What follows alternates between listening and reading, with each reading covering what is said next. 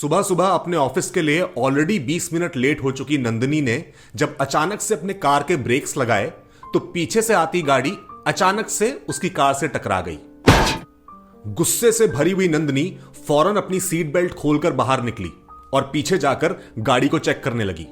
उसने देखा कि डिग्गी पर अच्छा खासा स्क्रैच आ गया था, लेकिन इससे पहले वो कुछ और करती, उसे अचानक से किसी के गिड़गिड़ाते हुए माफी मांगने की आवाज सुनाई दी।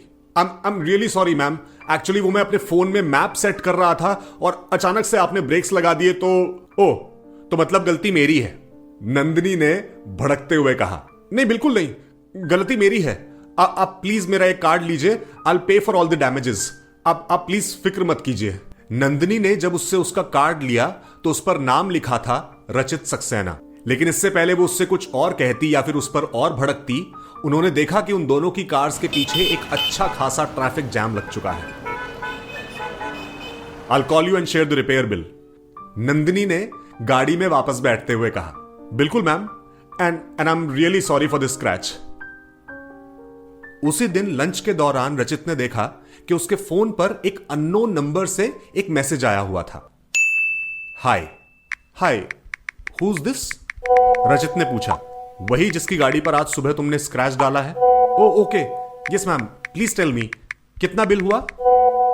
Don't worry about the bill, वो इंश्योरेंस में कवर हो जाएगा। Oh that's great. आज के दिन में पहली बार था जब रचित के चेहरे पर मुस्कान आई थी। चलो देन, बाय बाय। नंदिनी ने मैसेज किया।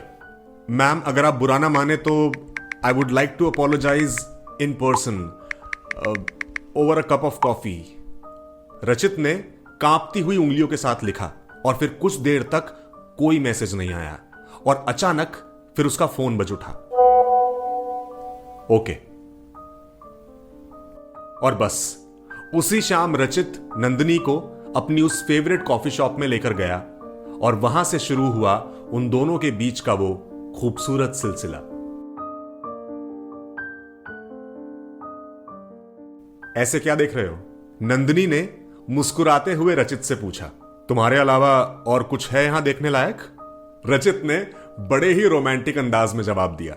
रचित और नंदिनी अब लगभग साथ ही रहने लगे थे। वैसे तो नंदिनी 8 साल से शादीशुदा थी, लेकिन अब उसकी शादी अपनी आखिरी सांसें गिन रही थी। डिवोर्स के पेपर्स फाइल हो चुके थे और अब बस लीगल मीडिएशन की फॉर्मेलिटी चल रही थी। वहीं दूसरी तरफ रचित का परिवार लखनऊ में था। शादी अब तक हुई नहीं थी, तो नंदिनी के साथ उसे इस अनजाने शहर में एक अपना छोटा सा परिवार मिल गया था।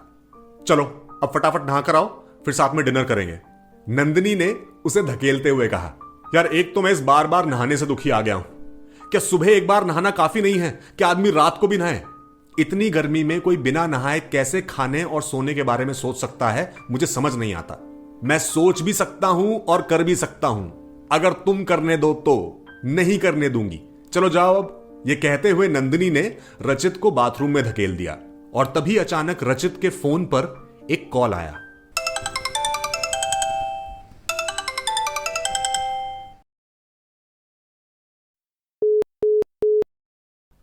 क्या हुआ रचित? क्या बात है? नंदिनी ने घबराई हुई आवाज में उससे पूछा। कुछ नहीं, वो क्या, वो तुम्हारे घर से फोन था राइट? हाँ, वो पापा ने रिश्ता फिक्स कर दिया है। किसका रिश्ता? मेरा और किसका? और तुमने कुछ नहीं कहा? कुछ नहीं कहा मतलब हमारे बारे में क्यों कुछ नहीं कहा? हमारे बारे में है क्या कहने को नंदिनी? तुम 12 साल बड़ी हो मुझसे, शादीशुदा हो। क्या कहूं मैं हमारे बारे में?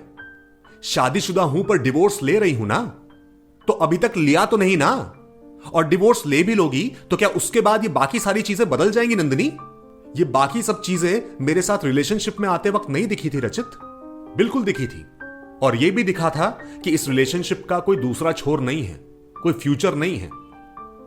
यह सुनकर नंदिनी इस बात का कोई जवाब नहीं दे पाई। देखो नंदिनी, तुम्हें यह बात अच्छी लगे या बुरी, लेकिन इट्स अ रियलिटी कि हमारा साथ में कोई फ्यूचर नहीं है। तो फिर हम क्यों हैं यहां? मैं क्यों हूं यहां? नंदिनी ने किसी तरह अपने आंसुओं को रोकते हुए पूछा, लेकिन इस बार रचित के पास कोई जवाब नहीं था।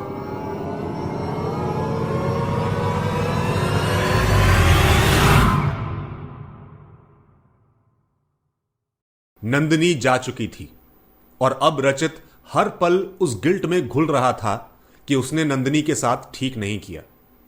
बहरहाल अब जो बीत चुका था उसका कुछ नहीं किया जा सकता था। अब उसकी जिंदगी की एक नई शुरुआत होने वाली थी। आज वो अपने परिवार के साथ अपनी होने वाली दुल्हन, अपनी होने वाली पत्नी अनामिका को देखने के लिए उसके घर जा रहा था। वैसे तो अनामिका रचित के पिता के जिगरी दोस्त की ही बेटी थी, जिससे वो बचपन में कई बार मिला था। लेकिन बचपन के उस मिलने और आज की इस मुलाकात में जमीन आसमान का फर्क था। रचित और उसके परिवार के लोग जब अनामिका के घर पहुंचे तो उसके पिता ने धूमधाम से सबकी खूब आवभगत की। दोनों घरों के बीच सबका इंट्रोडक्शन करवाया। रचित के परिवार से तो केवल वो, उसकी छोटी बहन और उसके माता पिता ही थे, लेकिन अनामिका के घर में उसके मामा मामी, चाचा चाची, मौसा मौसी सब मौजूद थे। और तभी अनामिका के पिता ने हंसते हुए रचित से कहा, रचित बेटा, इनसे मिलो। ये है अनामिका के मामा जयंत, जो कि तुम्हारी तरह बैंगलोर की एक एमएनसी में एम्प्लॉयड हैं। ये भी और अनामिका की मामी भी। ओ, कौन सी कंपनी में? सैस टेक्नोलॉजी। अनामिका के मामा ने जवाब दिया। ओ ग्रेट, और आपकी वाइफ? और इससे पहले कि वो कुछ जवाब देते, अनामिका के पिता ने किचन की तरफ इशारा करते हुए कहा, तुम खुद ही पूछ लो। रचित ने पीछे मुड़कर देखा तो सामने हाथ में चाय की ट्रे लिए खड़ी थी अनामिका, और उसके साथ में हाथ में मिठाई की थाली लिए खड़ी थी उसकी मामी नंदिनी। यह नजारा देखते ही रचित के हाथों से उसका फोन छूट गया। अरे, टूट गया क्या? नहीं, बस स्क्रैच आया है।